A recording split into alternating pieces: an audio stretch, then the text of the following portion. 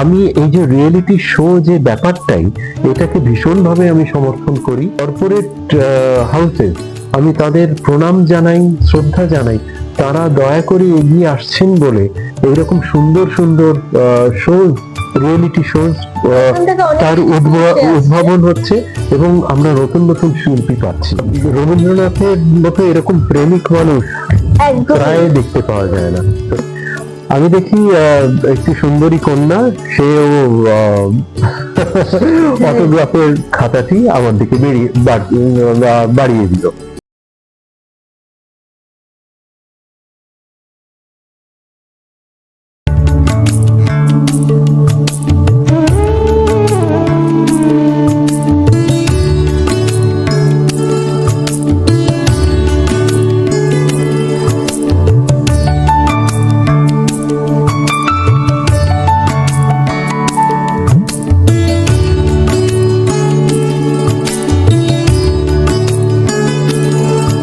বাড়িতে যখন তুমি রেওয়াজ করো তো তোমাকেও রেওয়াজ করতে হয়, মল্লিকাদিকেও রেওয়াজ করতে হয়, তো তখন কি মল্লিকাদি শ্রোতা হয়ে কোথাও ভুল ত্রুটি ধরে দিচ্ছে? ভীষণ ভাবে। ও আমার জীবনের, আমার শিল্পী জীবনের সবচেয়ে বড় ক্রিটিক, এবং ওর প্রত্যেকটা, ওর ভালো বলা এবং না ভালো বলাটা আমি ভীষণ ভাবে গ্রহণ করি। কারণ আমার শ্রদ্ধেয় পিতৃদেব তার অবর্তমানে, তিনি চলে যাওয়ার পর থেকে একটা খুঁটি দরকার, জানো, একজন শিল্পীর একটা খুঁটি দরকার, যে সব সময় খোঁটা দেবে, সব সময় বলবে না ও তুমি যা করলে অসাধারণ, এর চেয়ে ভালো আর কিছু হতে পারে না। ও ভুলগুলো এত সুন্দরভাবে ধরিয়ে দেয়, এবং আমারও যেখানে যেখানে মনে হয় যে ওর কাল কেটে যাওয়ার কোনো সম্ভাবনা আছে, সেটা আমার ওর অনুষ্ঠানের পরে এসে ওকে আমি অবহিত করি। কারণ না হলে তো ও এগোতে পারবে না, আমিও এগোতে পারবো না। তো তাই জন্য ওর যে ক্রিটিসিজম আমার শিল্পী জীবনে ভীষণভাবে কাজে লাগে। আর ওর শিল্পী জীবনে আমার ক্রিটিসিজম কতটা কাজে লাগে আমি জানি না, কিন্তু আমি চেষ্টা করি যে আমার সহযোগিনী কোথাও যেন বাধা না পায় তার পরিবেশনায় আর কি। এটা আমার মনে হয়েছে। ঠিক তেমনি তুমি যখন কবিতা প্র্যাকটিস করো বা অভিনয়ের কোনো স্ক্রিপ্ট তোমার হাতে পড়েছে, তো সেখানেও মল্লারদার সহযোগিতা কতটা পাও? ছোট করে বলো, আমি বুঝতে পারছি তোমার অনেকটা কষ্ট হচ্ছে। পূর্ণরূপে সহযোগিতা পাই। আর এই প্রসঙ্গে বলি, ওরা কি ভালো মানুষ, ও খারাপটাকে খারাপ পারে না। আমি জানি যে আমি খুব খারাপ করছি, আমার নিজের পারছি না, কিন্তু বলে কি যে হচ্ছে, তবে এটা যদি একটু মানে এইভাবে করো, তারপর হয় যে তখন আমি মানুষ ঠিক আছে ওই দিক কি আর জানি তো সবসময় একটা দরকার, বিশেষ করে সত্যি কথা বলতে এই বিবাহিত মহিলাদের এবং শ্বশুরবাড়ির সাপোর্টটা ভীষণ দরকার, ভীষণ দরকার, এবং আমি খুবই সৌভাগ্যবতী যে সেটাই দিচ্ছি। বিধাতা এইভাবেই সবকিছু তৈরি করে দিয়েছেন, তাই মল্লার ঘোষ আর মল্লিকা ঘোষ এক হয়েছে। এটা খুব সত্যি কথা যে বিবাহিত জীবনে একজন নারী যখন প্রতিষ্ঠা পাচ্ছে, আমরা অনেকেই দেখেছি স্বামীকে পাশে পাওয়াটা খুব দরকার, এবং তার সাথে শ্বশুর বাড়িও। বাবা মা তো সবসময় কন্যা যে তাকে তো সাপোর্ট করবে, সেটা যে তুমি করে যাচ্ছ। তো এবার একটু তালের মানে সঙ্গীতের প্রশ্নে চলে আসছি। এই যে প্র্যাকটিস তালবাদ্যতে করা, তুমি কত প্র্যাকটিস করতে ছোটবেলা থেকে? দেখো, উচ্চাঙ্গ সঙ্গীতের একজন মোটামুটি ভালো শিল্পী হতে গেলে, আগেই যেরকম বলেছিলাম দর্শক শ্রোতাকে, যে রেয়াজটা ভীষণ প্রয়োজন। কিন্তু আমার শ্রদ্ধেয় পিতৃদেব, তিনি যেহেতু পড়াশোনায় ভীষণভাবে একটা অনবদ্য স্থান অধিকার করেছিলেন, তার ক্ষেত্রে তিনি সবসময় না, ওনার যে অ্যাপ্রোচটা ছিল ভীষণ একটা সায়েন্টিফিক অ্যাপ্রোচ ছিল, বিজ্ঞানের চোখে শিল্পকে দেখতেন।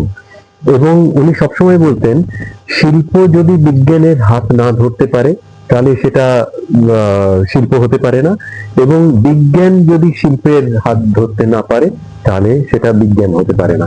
অতএব এই শিল্প এবং বিজ্ঞান দুটো ওতপ্রোতভাবে জড়িত। উনি সবসময় বলতেন যে 24 ঘন্টার মধ্যে 18 ঘন্টা রেয়াজের দরকার নেই, কিন্তু রেয়াজটা অবশ্যই দরকার, ব্যক্তি বিশেষে নির্ভর করবে সেটা। অতএব একজন শিল্পী তার শরীরের গঠন, তার হাতের গঠন, তার আঙুলের গঠন এবং তার অধ্যাবসায় এবং শিক্ষা গ্রহণ করার ক্ষমতা, সেই অনুযায়ী তিনি রেয়াজ করুন না।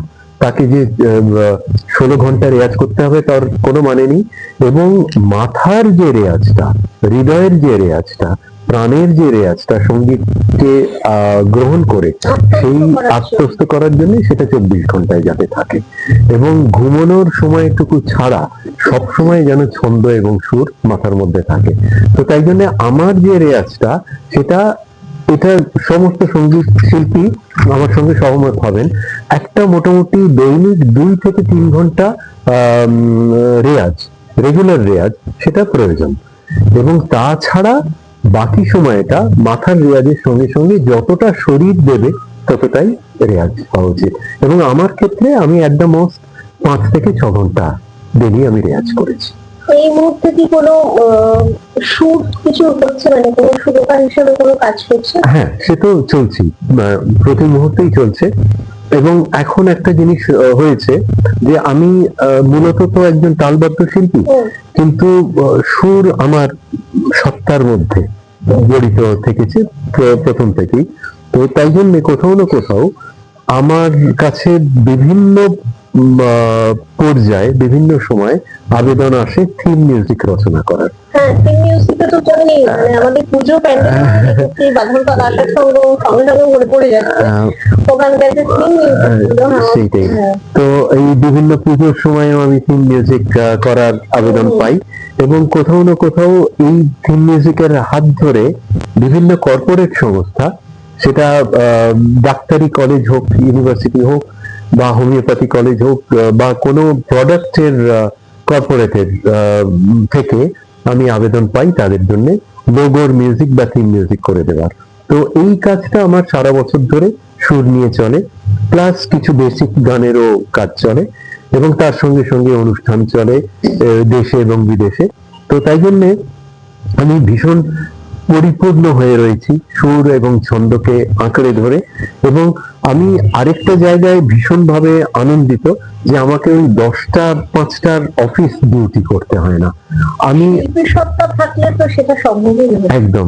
এবং আমি ভীষণভাবে আমার ইচ্ছে অনুযায়ী আমার ডেইলি যে জীবনযাপন তাকে আমি ভাগ করে নিতে পারি, কতটা আমি আমার সুরের ক্ষেত্রে দেব, কতটা ছন্দের ক্ষেত্রে দেব, কতটা রচনার ক্ষেত্রে দেব, এবং কতটা আমার সহধর্মিণীকে।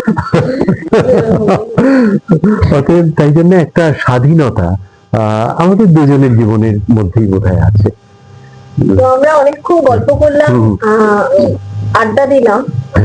আমার সাথে পেয়েছে আজকে পণ্ডিত মল্লার ঘোষকে এবং বিশিষ্ট বাচিক শিল্পী মল্লিকা ঘোষকে। এতক্ষণ যে কথা বলছি উচ্চাঙ্গ সঙ্গীতের উপর একদম পুরো অ্যানালিসিস করে বুঝিয়ে দিলেন। আর দিদি খুব বেশি আজকে কথা বলতে পারেনি, তো বাচিক নিয়েও দিদি অনেক কিছু বললেন, কিভাবে প্র্যাকটিস করা হয় বা সংগঠকরা আদৌ কিভাবে একটি শিল্পী তৈরি করতে পারছে কিনা। তো দিদির কবিতা একটু শুনতে চেয়েছিলাম আজকের এই আড্ডার অনুষ্ঠান, কিন্তু দুর্ভাগ্যবশত আজকে পাচ্ছি না। দিদি যখন পরের কোনো এপিসোডে হবে, কিন্তু মল্লা স্যারকে ছাড়বো না। তো মল্লা স্যারের একটা আচ্ছা, এটা একটা অভিনবত্ব, মানে এটা বলে রাখা ভালো যে তবলার সাথে সাথে তুমি গাল বাজাও, মানে গালে তাল দাও। মানে আমি দেখেছি বই মেলাতে, তোমাদের দুজনের সাথে আমার প্রথম আলাপ কিন্তু বই মেলাতে। একদম, হ্যাঁ, বই মেলাতে একটা বই উদ্বোধন করতে গিয়ে সেখানে দাঁড়িয়ে কেউ একটা রিকোয়েস্ট করেছে 2 মিনিটের জন্য হলেও, মানে 1 মিনিট কে 2 মিনিট একটুখানি করে দিই বলে, আমি তো গাল বাজাই। মল্লার স্যারের একটা মানে অনাবিল ভাবে বলা, কোনো হেজিটেশন নেই, আমি তো গাল বাজাই। মানে কজন তোমার মতন এই লেভেলের শিল্পী দাঁড়িয়ে বই মেলাতে খুব একটা বলেছে তার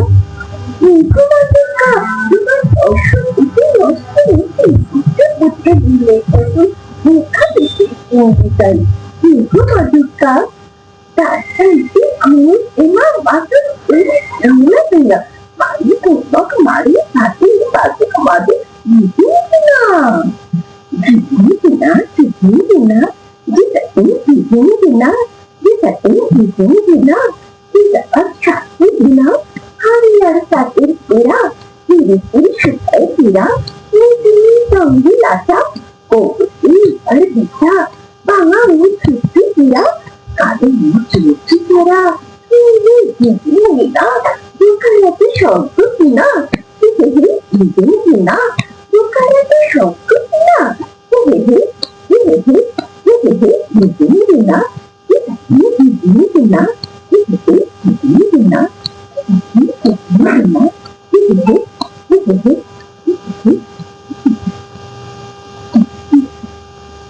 क्या बात, वाह वाह। অসাধারণ লাগলো তার এত গল্পের সমস্যা নিয়ে কথা বলতে, কিন্তু এটাই বলে শিল্পী, বাচিক শিল্পী বলে বলা ঠিক আছে। আমরা আঞ্চলিক ভাষার বিকাশ একটা কবিতা শুনলাম। তো এবারে মল্লার কাছে একটা প্রশ্ন করবো, আচ্ছা বলো। এরপরেই তোমার তালবাদ্যটা শুনবো। জাকির হোসেন স্যার আমাদের মধ্যে নেই, তার কোন বৈশিষ্ট্যটা, সেই তার শূন্যতা তো পূরণ হবে, কোন জায়গাটা খুব ভালো লাগে, বৈশিষ্ট্যটা কোথায়? দেখো, জাকির জিদের মতো শিল্পী, তাদের ক্ষতিটা সত্যিকারের অপূরণীয় সবসময়। এবং জাকির জি না আমার চোখে একজন সম্পূর্ণ শিল্পী ছিলেন, নিজেই একটি অনবদ্য প্রতিষ্ঠান স্বরূপ। এবং সেটা নতুন করে আমাকে বলতে হবে না, বলা বাহুল্য, সবাই তাই সমর্থন করেন। এবং সেই সঙ্গে সঙ্গে জাকির জির মধ্যে না শুধু উচ্চাঙ্গ সঙ্গীত বা শুধু তবলা, শুধু সুর ছিল না, ভীষণভাবে উনি জীবনকে উনি উদযাপন করতে পারতেন। আমি ছোটবেলা থেকেই তো ওনাকে দেখে এসেছি, বিদেশেও দেখেছি, স্বদেশেও দেখেছি। অসাধারণ টেবিল টেনিস খেলতেন, অসাধারণ ক্রিকেটার ছিলেন, অসাধারণ ফুটবল খেলতেন, বেসবল খেলতেন। তো এমন হয়েছে, একটা ইনসিডেন্ট বলি। একটা অনুষ্ঠানে ওস্তাদ আলী আকবর খান সাহেব বাজাচ্ছেন এবং সঙ্গত করবেন ওস্তাদ জাকির হোসেন। তো অনুষ্ঠান শুরু হয়ে গেছে, আলী আকবর খান সাহেব দরবারি কানাড়ার আলাপ করতে শুরু করে দিয়েছেন, কিন্তু তবলিয়া জাকির হোসেন তখনও এসে পৌঁছননি। তো এবার তখন মোবাইলের যুগ ছিল না আমার ছোটবেলাতে, খোঁজ রব পড়ে গেছে। সেটা সান ফ্রান্সিসকোর একটা অনুষ্ঠান, ক্যালিফোর্নিয়াতে। তো এবার কোথায় জাকির জি, কোথাও কেউ একজন এসে খবর দিল, একজন শ্রোতা, তিনি বললেন, আরে আমি তো আসবার সময় দেখলাম যে উনি ক্রিকেট খেলছেন। তখন এদিকে অনুষ্ঠান শুরু হয়ে গেছে। তো তারপর আরেকজন এসে খবর দিলেন যে আরে অনুষ্ঠান তো শুরু হয়ে গেছে, জাকির জিকেও খবর পাঠানো হয়েছে। উনি বললেন, আমি আসছি, খান সাহেব কতক্ষণ আলাপ করবেন আমি জানি, আমি এই জাস্ট 99-এ আছি, সেঞ্চুরিটা করেই আমি ঠিক পৌঁছে যাব, ঠিক সময়ে পৌঁছে যাব। উনি সেঞ্চুরিটা মেরে ঢুকলেন, ঢুকে জাস্ট একটু কালিঝুলি মেরে মুখে ঢুকলেন, একটু ওয়াশআপ করে দাড়ি টাড়ি কামিয়ে এসে যখন মঞ্চে বসলেন, তখন মনে হলো যে সারাদিন বোধহয় রেস্ট নিয়ে রেয়াজ করে ধোপ দূরস্থ হয়ে ঈশ্বরের মতো তাকে দেখাচ্ছে, সেই সময় এসে বসলেন। তো এইরকম একজন পরিপূর্ণ মানুষ, যিনি একা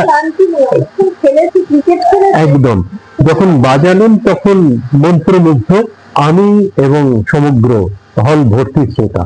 অতএব তাই জন্য জাকির জিকে মনে হয় না এটা পুরোপুরি ঈশ্বর, একদম সরস্বতী একদম মাথার উপর সেই অপূরণীয় ক্ষতি হয়ে গেল সঙ্গীত জগতে। এবং আমি তো বলবো একজন অত্যন্ত সফল কালচারাল অ্যাম্বাসাডর ছিলেন ওস্তাদ জাকির হোসেন। তো তার প্রতি শ্রদ্ধা, ভালোবাসা এবং আবেগ, এবং আমাদের যে জেনারেশনটা, বিক্রম, আমি, তন্ময়, শুভেন, আমাদের কাছে উনি একজন আইডল ছিলেন। কারণ তাকে দেখেই আমরা ছন্দকে ভালোবাসতে শিখেছি, ছন্দের সঙ্গে প্রেমে পড়তে শিখেছি।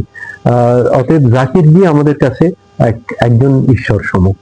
নতুন প্রজন্মে যারা তালবাদ্য শিল্পী উঠে আসেন, একটা কথা কি বার্তা দেবেন তারা? হ্যাঁ, দেখো, এখন আমি যেটা অভাব বোধ করি, এখন যেটা দেখি সেটা হচ্ছে একাগ্রতার। আমি সমস্ত ক্ষেত্রে বলছি না, আমাদের সঙ্গীতটা এমন না, সমর্পণ করতে হয়, সমর্পণ করতে হয়। যতক্ষণ না সারেন্ডার করছি, সমর্পণ করছি সঙ্গীতের কাছে, ততক্ষণ সঙ্গীত আমাদের দেয় না। অতএব তখনই সঙ্গীত আমাদের দেয় যখন মাথা নত করে আমাদের জীবনটাকে উজাড় করে দিতে পারি সঙ্গীতের ক্ষেত্রে।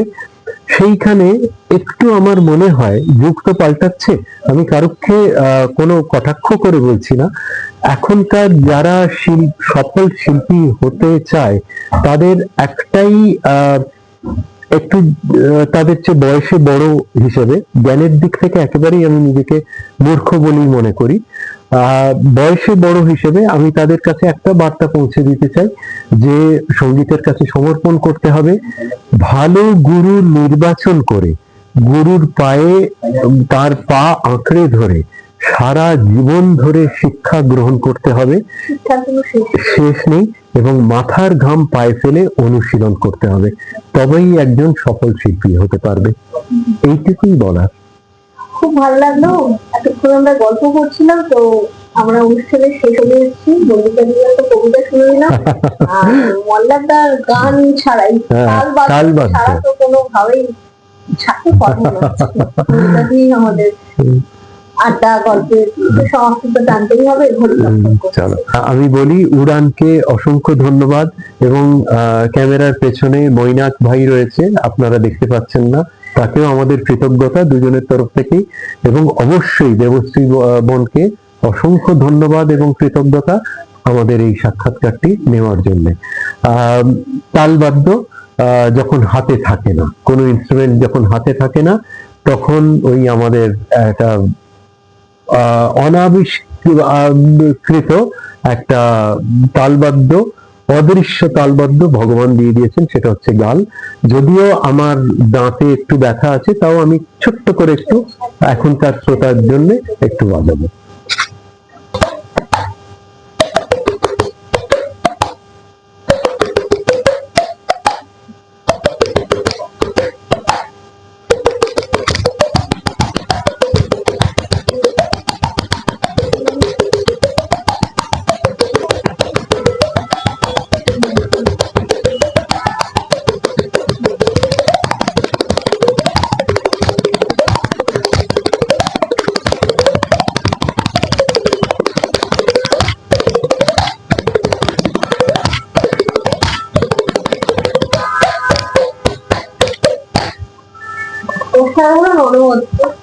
মানে এর কোনো তুলনা নেই, সামনে তবলা নেই,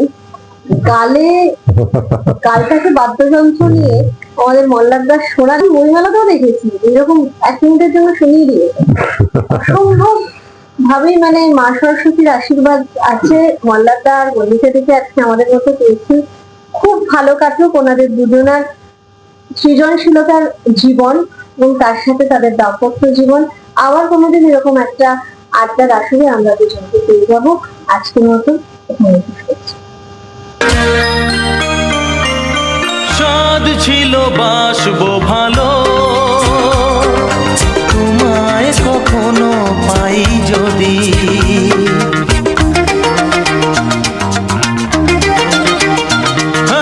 সাদ ছিল বাসবো ভালো, তোমায় কখনো পাই যদি, ভাবিনি তো এ প্রেম হবে, দুকুল ছাপানো এক নদী, দুকুল ছাপানো এক নদী, তোমার আমার যা কিছু এই স্রোতে এসো না ভাষা, তুমি আছো এত কাছে তাই পৃথিবীতে স্বর্গকে পাই, তোমার চোখে যে স্বপ্ন তাই দেখি যেদিকে তাকাই, তুমি আছো এত কাছে তাই।